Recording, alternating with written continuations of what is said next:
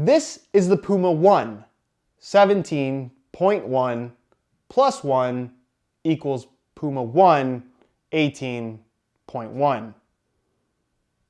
What's going on, guys? Josh from SoccerReviewsForYou.com bringing you my review plus on-feet video of the brand new Puma One 18.1 in the K-leather upper variation. Now, the previous generation, or first generation of this shoe, I should say, I wasn't a big fan of at all, especially the original variation that did have a leather upper. Now, the Puma One 18.1 comes in leather or synthetic, this being the leather version of the shoe. You can see the leather here towards the front, and I have to say, it is a dramatic improvement over what we got the first time around for reasons that I'm going to be pointing out in today's video. So if you want to learn more about these, including how they fit and feel on feet, please stick around, watch the entire review. And if you're interested in a pair for yourself, you can click the little pop-up on screen, or you can click the first link down below in the description, and that'll take you to the review page on my website, where you'll find buy it now links with exclusive SR4U coupon codes, where you'll be able to pick these up below their normal $200 retail price, which for top-end models in 2018, that's honestly not that bad of a price. Now, inside the box, you get my hand because UPS is extremely rough with the boxes while they're shipping them. No extras. Now, if you've seen my reviews on the original Puma One 17.1, specifically the version with the leather upper, I was highly critical of that shoe and basically concluded that it wasn't very good. It had a good amount of leather, but the quality of leather wasn't very good. The synthetic that was there just felt too stiff. I didn't like the way they set up the lacing system. I didn't like the way that they fit in the heel. I felt like there was a lack of padding. The only thing that I liked was the sole plate and stud pattern, but the whole upper was just not good enough to justify the good sole plate and stud pattern. So as a whole, I said it was a shoe that was passable as a top-end model, but there was really no major reason why you would want to buy them. With the Puma One 18.1, it's a very similar design from an aesthetic standpoint, but what they've changed is pretty significant in terms of the shape, the fit, and the overall feel of the shoe. Now, this is the leather version of the shoe with kangaroo leather here in the forefoot, basically as a vamp, and it's a very, very thin leather. You can see it has a little bit of like an embossing here. It looks like it's a reinforcement cage. It's not actually a reinforcement cage. There is an internal liner, but it's completely smooth, basically just a synthetic suede. So this is just really thin leather that's extremely soft out of the box, feels really good on feet, but obviously there isn't a lot of it. You can see the seam right here, basically cutting across the middle of the forefoot, and then basically from that seam back, it is a full synthetic shoe with some knitted material filling in the middle. Now, typically, whenever I see a brand use less leather rather than more leather, I complain about it. However, this time around, I really think that this shoe feels so much better than that original Puma One 17.1. The quality of the leather is kangaroo leather this time around, and it just feels way, way nicer. It's really thin and offers that good amount of comfort and general softness in terms of touch on the ball towards the front of the foot. I think it's a bit of a bummer that the whole shoe isn't a full leather upper, but what they've done here with the synthetic actually works really nicely. So the synthetic material is a little bit stiffer than what we saw on the Puma One 17.1, which that material felt really nice, but because of the way they do the lacing system, which is still the same here on the Puma One, where you have some dual lace holes, and then you also have these nylon straps that actually act as lace loops, but the straps go all the way through the synthetic into the base of the sole, right through the midfoot. You have two on the lateral side, and then one on the medial side. Because the synthetic that they used in the midfoot on the old variation of the shoe was so thin and flexible and soft, you really felt major pressure points exactly where those straps were located. This slightly thicker, slightly stiffer synthetic material that still feels very premium, I will say, holds that material much more nicely, and it kind of evenly distributes the pressure across the midfoot, where basically you end up with really good lockdown rather than just major pressure points. So the responsiveness that you get despite having the very thin leather here in the forefoot and toe box area is actually pretty excellent. It's a big improvement that I honestly was not expecting to have. Now, like I mentioned, the lacing setup uses a combination of a dual lace hole as well as these nylon straps acting as lace loops. Extremely effective in terms of securing the midfoot and just locking your foot in place in general. It's a relatively responsive shoe,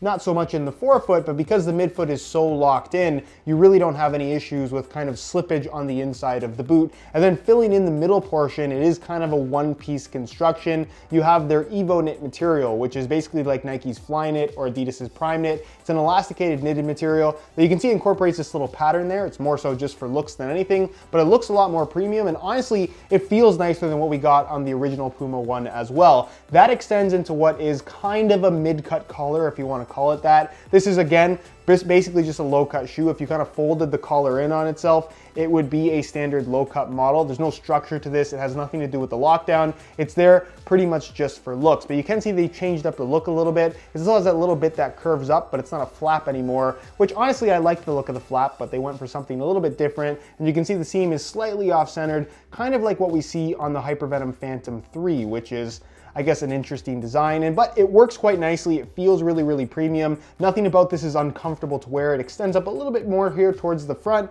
but for the most part, I really like what they've done. You're gonna find that it has an internal plastic heel counter, and then one of the things that I really complained about on the original was the lack of padding in the heel liner. That was basically just the thin knitted material against a hard plastic internal piece. This time around, they've actually incorporated some synthetic suede and a nice amount of padding. So not only is the heel lockdown better, the overall comfort is significantly better as well. The insole is both removable and fairly ordinary. It's got a nice synthetic suede lining on the surface, and then basically it's just a single layer of this red foam, decent thickness to it, but honestly, pretty much the same as what you'll get from most other shoes as far as insoles go. The sole plate and stud pattern is exactly the same as what we got from the Puma One 17.1. However, they've dressed it up a lot more nicely this time around, where it just looks a lot more fancy, even though it's technically the exact same thing. It's a Pebax material for the entire construction, which generally you associate with being really, really flexible. This actually has more rigidity to it than I think most people would expect, but it does soften up and become more flexible as you break it in. But if you like a firmer, kind of more solid feel underfoot,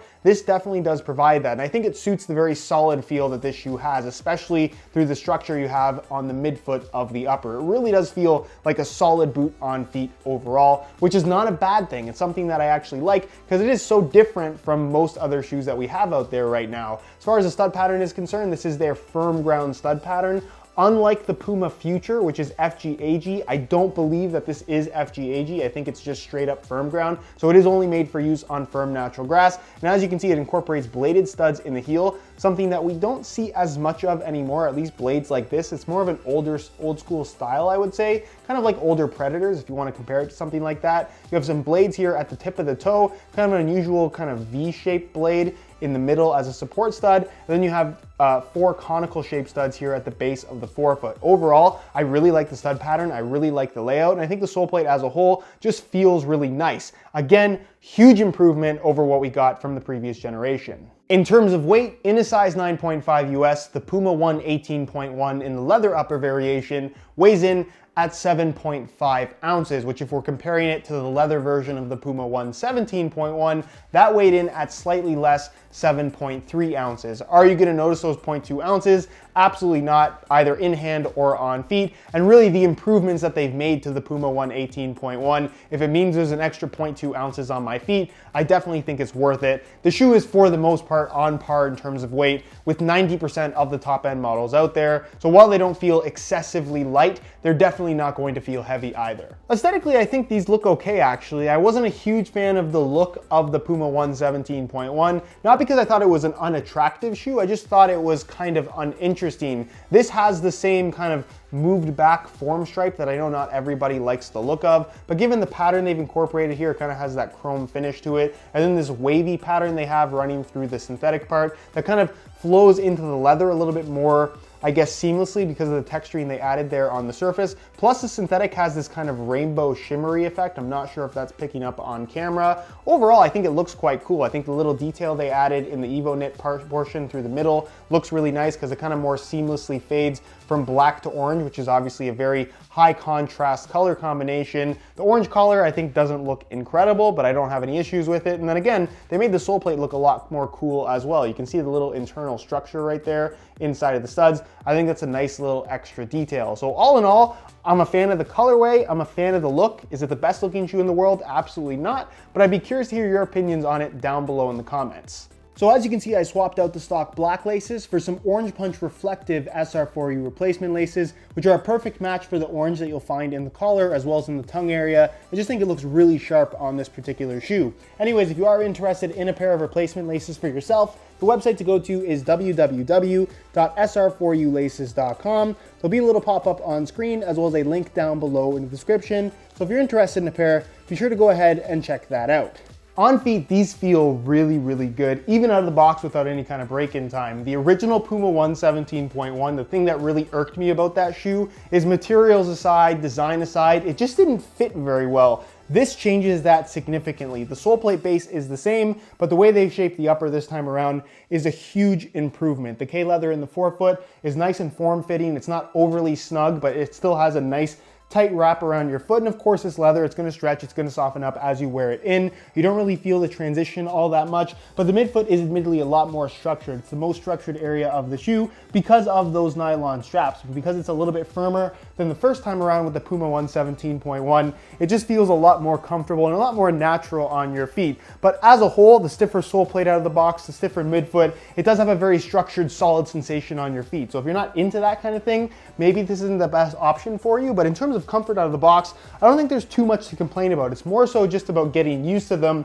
rather than necessarily breaking anything in. The heel feels significantly better with that new heel liner and the extra padding. Huge improvement over the original. As far as width is concerned, you're gonna get stretch in the forefoot toe box area where the leather is, but the midfoot is not going to stretch because of those nylon cables. So if you have really wide feet, maybe this isn't the best option for you, but as long as you don't mind a snug fit through the midfoot, I think these will fit most people without any issues at all. And as far as the sizing is concerned, like a lot of Puma models, these run about a half size small. So instead of wearing my usual size 9 US, I bumped it up to a 9.5, and the fit and the length is absolutely perfect. So if you are looking to order a pair for yourself, I would strongly recommend going a half size up in order to achieve the best possible fit.